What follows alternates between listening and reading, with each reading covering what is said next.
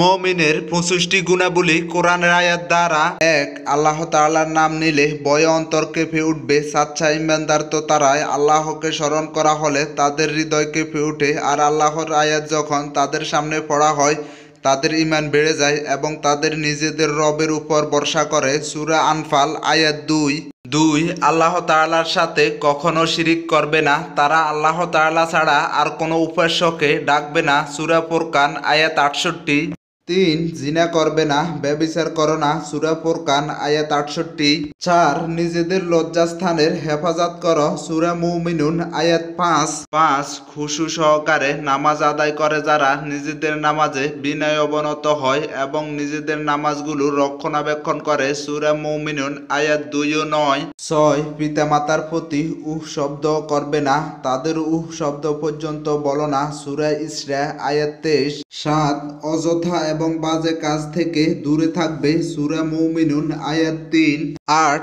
জানমাল দিয়ে আল্লাহর রাস্তায় জিহাদ করো। ৯. কখনোই ধারণা করে কাজ করবে না। সূরা জাসিয়া আয়াত ২৪। ১০. মুরুক্ষের সাথে কখনো তর্ক করবে না, মুরুক্ষরা তাদের সাথে কথা বলতে থাকলে সালাম দিয়ে দাও। সূরা ফুরকান আয়াত ৬৩।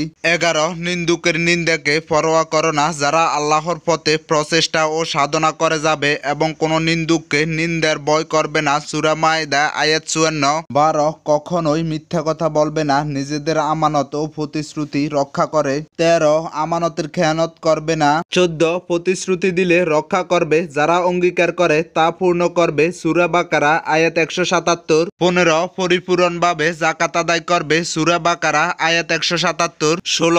ইয়াতিমের হক নষ্ট করবে না, ইয়াতিমদেরকে তাদের ধন সম্পদ ফিরিয়ে দাও। সূরা নিসা আয়াত ২। ১৭. রাস্তায় অবস্থানরতদের সাহায্য করবে। সূরা বাকারা আয়াত ১৭৭। ১৮. কাফেরদের সাথে শক্ত দিল আর মুমিনদের সাথে সৌহার্দ্যপূর্ণ আচরণ করবে। মুহাম্মদ সাল্লাল্লাহু আলাইহি সাল্লাম আল্লাহর রাসূল, আর যারা তার সাথে আছে তারা কাফেরদের বিরুদ্ধে আপোষহীন এবং নিজেরা পরস্পর দয়া ও পরবশ। সূরা ফাতহ আয়াত ২৯। ১৯. মানুষের ভুল ভ্রান্তিকে ক্ষমা করবে, অন্যের দোষ ত্রুটি মাফ করে দেয়। সূরা আলে ইমরান আয়াত ১৩৬। ২০. সর্ব অবস্থায় কেবল একমাত্র আল্লাহ তাআলার উপরেই নির্ভর করবে। ২১. কেবলমাত্র মুমিনদেরকে বন্ধু হিসেবে গ্রহণ করবে। ২২. অভাব অনটন এবং সচ্ছলতা অবস্থায় দান করবে, যারা সচ্ছল অসচ্ছল অবস্থায় অর্থ সম্পদ ব্যয় করে এবং যারা ক্রোধ দমন করে। সূরা আলে ইমরান আয়াত ১৩৬। ২৩. রাগান্বিত হলে রাগকে দমন করবে,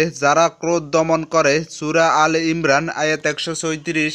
২৪. অন্যদের উপাস্যকে গালি দিবেন না, হে ঈমানদারগণ, এরা আল্লাহকে বাদ দিয়ে যাদেরকে ডাকে তোমরা তাদেরকে গালি দিও না। সূরা আনাম আয়াত ১০৮। ২৫. অন্যায়ভাবে কাউকে হত্যা করবে না, আল্লাহ যে প্রাণকে মর্যাদা দান করেছে ন্যায়সঙ্গত ভাব ছাড়া তাকে ধ্বংস করো না। সূরা আনআম আয়াত ১৫১।